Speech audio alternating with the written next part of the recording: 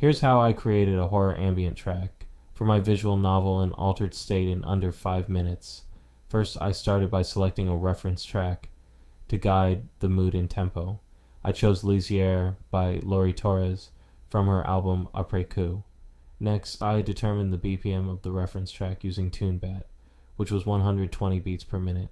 Then I opened Ripchord and loaded the Fearless preset from the Prism's Dark Void pack.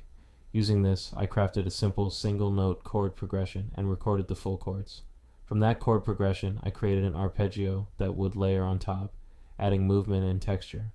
To enhance the atmosphere, I applied effects from 2 of my favorite plugins, Vahalla, Supermassive, and Shimmer, which bring a spacious, eerie quality to chords, arpeggio, and other sounds. Finally, I added subtle ear candy and textures, like a vinyl crackle sample I found on Splice, to give the track depth and a lived-in feel. Here's the finished track.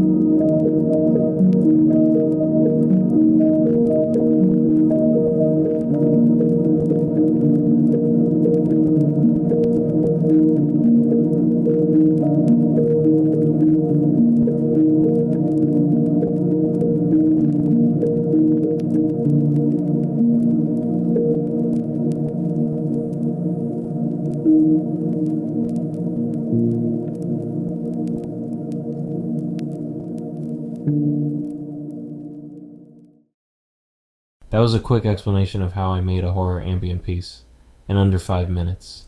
If you enjoyed this, please like, comment, and follow for more, and keep an eye out for an altered state coming soon to Steam and Itch.